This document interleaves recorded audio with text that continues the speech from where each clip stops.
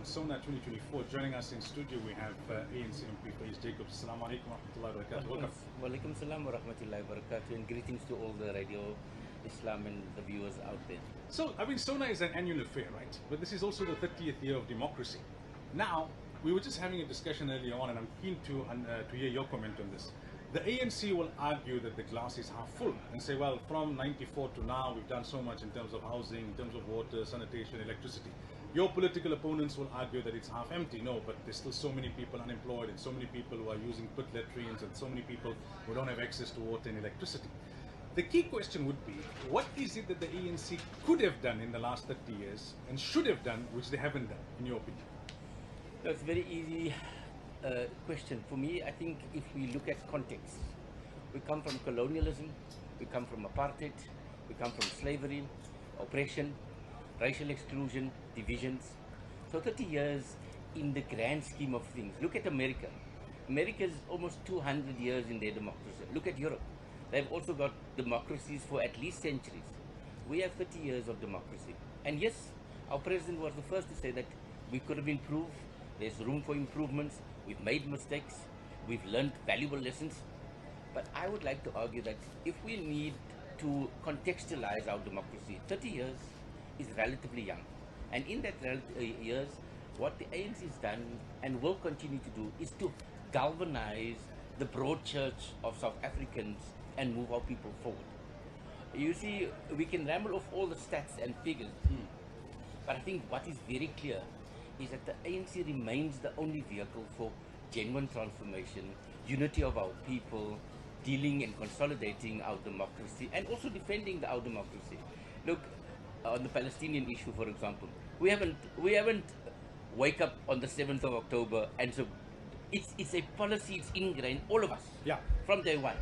And so the ANC, in its liberation theology and also how it's modernized and renewal, will continue to support and build our country. I want to talk about Palestine separately, okay. Right? And I take your point, and I think the majority would agree with you, that you can't achieve in 30 years in a manner that wipes out the legacy of apartheid and colonialism.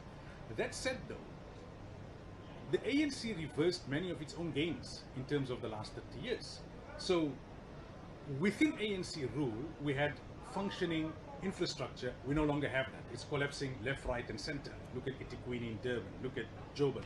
Within ANC rule, we had electricity and no load shedding, and now within ANC rule, we have load shedding, which is now a part of daily life.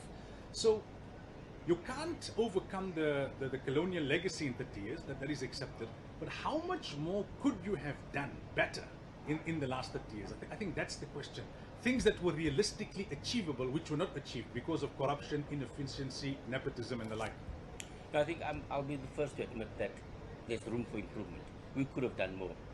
We need to deal with corruption, with in-house internal self-greed, self-interest. There has been a time when the ANC was inwardly looking, inwardly focused. And under the president's leadership, President Cyril Ramaphosa, there's a lot of commitment to ethical, accountable governance. Look, our challenges is on the ground, our municipalities.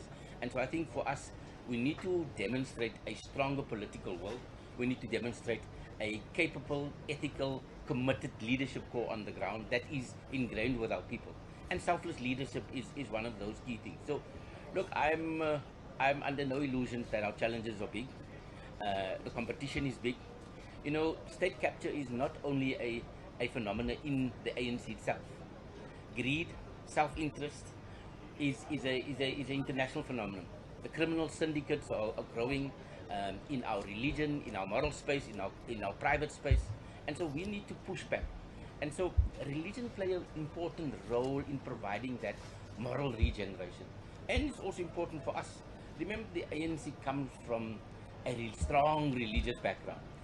It is a broad church where, even though it's sectarian, it has the ability to accommodate and bring all people of faith and of people that has strong moral, ethical consideration. So, look, in short, I'm saying that yes, we must deal with these problems that we have.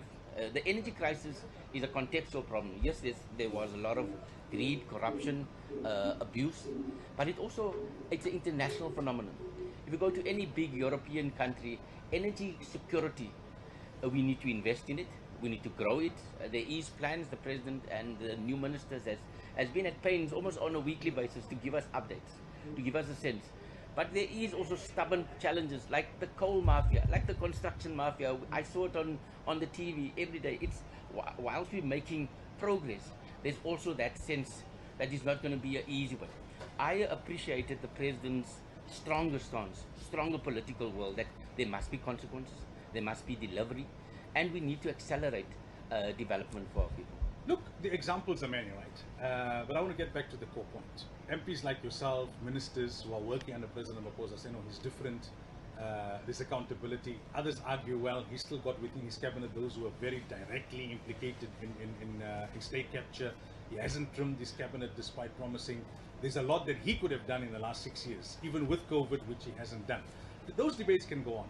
What it boils down to, in my understanding, to a voter, to a historic ANC voter, there are many who are so disillusioned, say, how many more chances must we give the ANC? Every election, the ANC will say, we're still the best vehicle, we're still the best option, we acknowledge our mistakes and our problems, and then we vote for them, and 5 years later, we're in a worse situation than we were 5 years prior. What is different this time around that you could say to those disillusioned people who have voted ANC historically, who are now fed up with the ANC, who say, you know what, as much as we don't like the policies of the DA, Palestine and otherwise, Cape Town is much more functional. Yes, the ANC will hit back and say, but no, it's only for the whites, it's only for the middle class. But many middle class ANC voters will say, well, even if it's for the middle class, then I'm a beneficiary. It shows that at least here, if not in other places where the DA hasn't been as successful, like in Joburg and Nelson Mandela Bay, etc. But